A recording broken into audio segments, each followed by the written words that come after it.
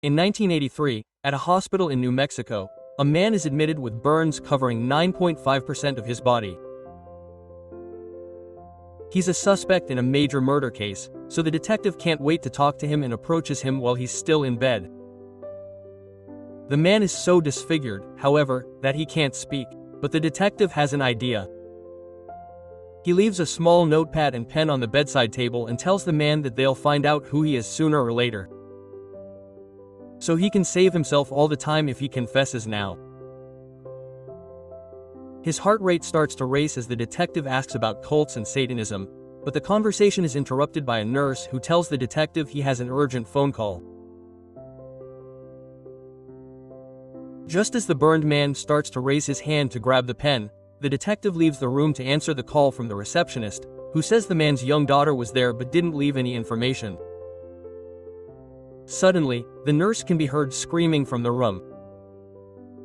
When the detective goes to check, he discovers that the burned man jumped out of the window after leaving a message on the notepad saying, "I'm sorry, Ebbs." Owen, a lonely 12-year-old boy, is in the small patio in front of his apartment eating candy. When his mother calls him for dinner, he buries the candy wrappers in the snow before joining her. Dinner time becomes tense and awkward when Owen's father calls and starts arguing with his mother. The call leaves her crying on the couch after they finish eating. Owen grabs a knife from the kitchen before returning to his room and practices threats with it while wearing a scary mask. The knife is put aside when he hears some noises outside. Then, Owen uses his telescope to spy on the neighbors. Jack is exercising while Larry and Virginia start arguing only to make love a moment later. Owen can't take his eyes off them until Virginia notices him. Then he hides, but when he hears a car parking, he decides to peek through the window again. The couple is gone, and there's a middle-aged man, Thomas, and a girl, Ebba, moving into the apartment next to his. For some reason, Ebby walks barefoot. The next morning, on his way to school, he leaves Ebba's footprints in the snow. At school, he is constantly bullied by Kenny and his friends. First, Kenny throws a paper ball at him during class, then corners him in the locker room after swimming lessons.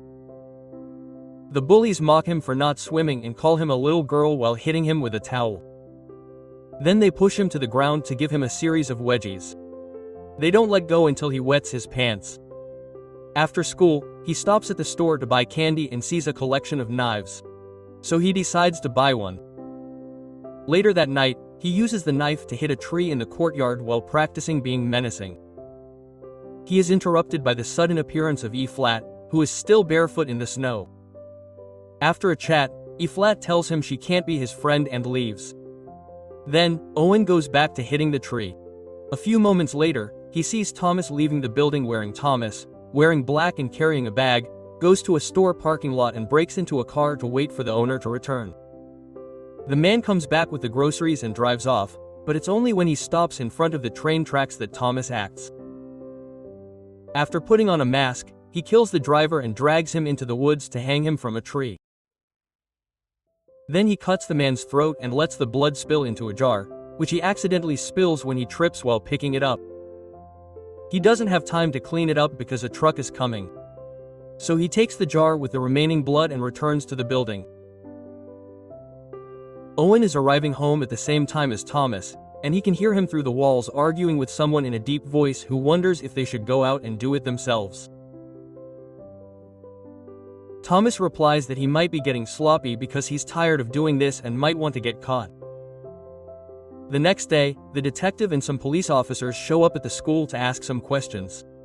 Because the man killed the previous night was a recent graduate. That night, Owen spends time in the courtyard again playing with a Rubik's Cube.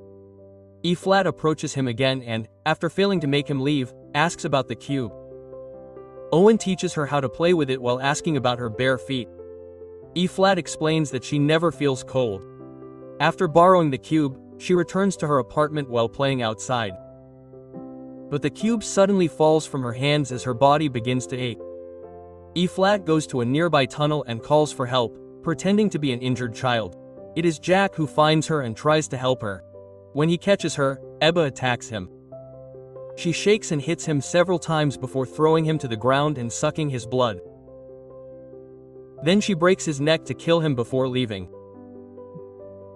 Moments later, Owen is spying on his neighbors again and notices that Jack is not home while listening to Thomas through the wall berating and insulting the Ebba. He now has to clean up. He also sees Thomas hurriedly leaving the apartment. Cleaning up means Thomas finds Jack's body and throws it into the river using a stick to push it to the bottom. The next morning, Owen finds the solved cube in the snow-covered courtyard. He meets E-Bite, and after exchanging names, E-Flat tells him she's about 12 years old and doesn't know her birthday. Owen tries to give her the cube as a gift, which she refuses, but she agrees to teach him how to solve it. They then spend the rest of the night playing together. The next day, the teacher shows a movie to the class. Owen uses this time to learn Morse code, and Kenny sees him. The three bullies later corner Owen in the bathroom, and Kenny gets angry when Owen refuses to show what he was writing. He hits him with a stick and calls him a girl, leaving a scar on his cheek and reminding him not to tell anyone when he gets home or to tell his mother he fell in the playground. After dinner, he meets Ebra, who is reading Romeo and Juliet for school. She also gives him a sheet with the Morse code key so they can talk through the wall. Evie gets worried when she notices Owen he can hear her through the wall, and when he asks about her parents, she says her mother is dead, but doesn't answer Owen's question about why her father was angry with her the other day. After Owen tells her that her parents are getting divorced, E-Flat asks about his injury, and Owen tells her the truth. She doesn't like what she hears, so she tells him he should fight back, and if the knife isn't enough, she'll protect him. Owen is skeptical, but Ebba puts her hand on top of his and says he's much stronger than he looks. When they return to their respective rooms, they begin using Morse code to communicate through the wall. The next day, Owen goes to see his physical education teacher and signs up for strength training after school. Then he steals some money from his mother's purse and uses it to take Ebby to the arcade, where he teaches her to play Pac-Man. Then he takes her to the candy store, which she refuses. Seeing him disappointed that she can't share her favorites, Ebby ends up accepting one just to run outside and she vomits soon after. She apologizes to Owen, but he doesn't care, only hugs her. Still worried, E-Flat asks if he likes her and he replies that he does. Then she asks if he would still like her if she weren't a girl. To which he replies that he thinks so. They walk back to the building while she mentions that she's moved a lot and Owen says he wants to get out of his horrible city. As they start holding hands, they are interrupted by Owen's mother, calling him for dinner. The children return to their apartments after wishing each other good night. At his house, Ebra Thomas is preparing to leave again because he has no choice. She tries to comfort him with a gentle touch on his face, which Thomas appreciates, but he still asks her not to see him again. He leaves and breaks into another car, hiding behind the back seat while waiting for the right moment to attack. The driver picks up a friend who throws his bag in the back seat, but still doesn't notice Thomas. Eventually, they stop for gas and the driver gets out to buy some things. After turning on the radio, the friend turns to grab the man finally sees Thomas, who decides to act and attacks the victim. The victim resists, but Thomas manages to kill him after a struggle, and the sounds are muffled by the music.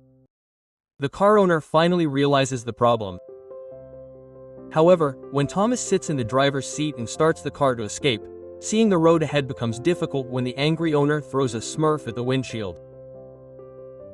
Thomas then has trouble driving. The car ends up falling into a ditch and overturning, trapping its two passengers underneath. As the car owner approaches and the police arrive soon, Thomas grabs a bottle of acid he kept in his bag and pours it all over his face to make his features unrecognizable. Back at the apartments, Owen and E-Flat are touching hands through the wall when Ebby hears news of a murder suspect being hospitalized for burns. She goes to the hospital and asks to see her father, but the receptionist says access is restricted by the police. When E-Flat leaves, the receptionist notices she isn't wearing shoes and feels sorry for her. her, but when she goes outside to stop her, she's gone. The receptionist decides to call the detective to talk about Ebb. Returning to the present events, E-Flat has climbed the building and is now watching Thomas through the window. After she taps on the glass, Thomas approaches and shows that he can't speak when she asks permission to enter. They press their foreheads together before Thomas offers his neck for Ebba to feed on, which she accepts. As he loses consciousness, his body slowly slides and falls to the snow-covered ground. Moments later, E-Flat appears at Owen's window. After waking him and asking him not to turn around to see her, E-Flat asks permission to enter, which he grants. E-Flat takes off her clothes and gets into bed with Owen, who notices she's freezing and wonders how she got in, not believing her when she says she flew. Owen decides to ask her out, and at first E-Flat refuses, saying she's not a girl, she's nothing, but she changes her mind when Owen explains that nothing will change and takes his hand to place it on hers. His cheek is pinched as he accepts. When tomorrow arrives, Owen is alone and finds a note from E-Flat saying she must go and live or stay and die. Owen's physical education teacher takes the class to the frozen lake for rock and skating. Once again, he is cornered by bullies, so he grabs a metal baton to defend himself. When Kenny tries to take it from him, Owen hits him on the head, damaging his ear. The teacher wants to check on them, but is distracted by the sudden screams of a group of children. They found Jack's body in the lake. After Owen and his mother have a meeting with the principal to discuss their actions, they go home where they are visited by the detective wanting to ask some questions. Owen is sent to his room and looking out the window sees police officers investigating Jack's apartment. Then he sends a message in Morse code to E-Flat, but she doesn't respond because the detective is ringing her doorbell now. When she sees who it is through the peephole, she decides not to answer and the police officer ends up leaving. The next day, after using the school gym equipment, Owen sees Kenny being bullied. Because of the injury to his ear, his friend and brother also take his car keys and call him a little girl. That night, he meets with Ebb. E-Flat is proud of him and rewards him with a kiss on the cheek. Then he takes her to an old abandoned apartment that a teenage neighbor showed him and that no adult knows about. Ebby starts playing music and asks Owen what he wants to do. He responds by cutting his finger to make a blood pact. The smell of blood is affecting Ebba, but no matter how hard she tries to fight it, she can't. With her face changing into a more monstrous form, she falls to the ground and drinks the blood that dripped there. When Owen calls her name, she tells him to go away, but it is she who suddenly runs away and climbs a tree. At that moment, Virginia walks by with Larry following not far behind. E-Flat jumps on Virginia when she approaches and begins to feed on her, but Larry pushes her away and after fighting him, E.B. flees. Moments later, Owen sees an ambulance taking away Virginia is putting a bandage on her finger. He tries to talk to his mother, but she is fast asleep. He then calls his father and asks if there are people around. But his father misunderstands the question and thinks his mother is putting ideas in his head. He tells Owen they will talk later, leaving his son upset and crying alone. Owen decides to visit E-Flat, asking permission to enter, as she had done with him. When they start talking, E-Flat confirms Owen's suspicions.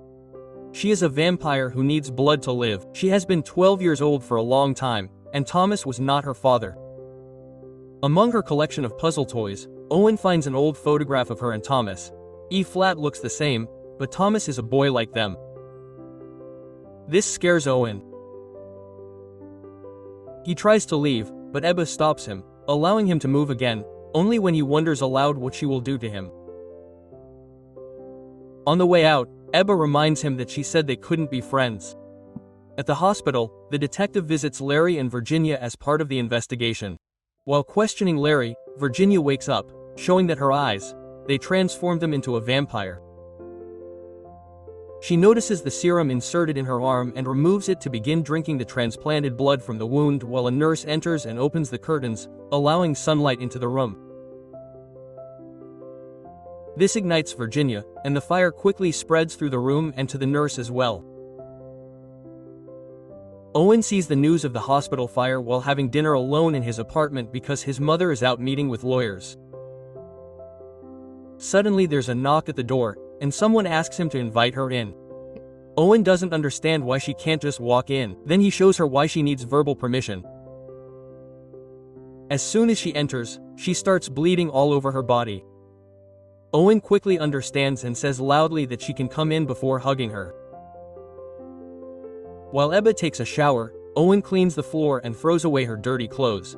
He also starts playing music and tells Ebba that she can borrow a dress from his mother. Speaking of the devil, it's at this moment that Owen's mother returns.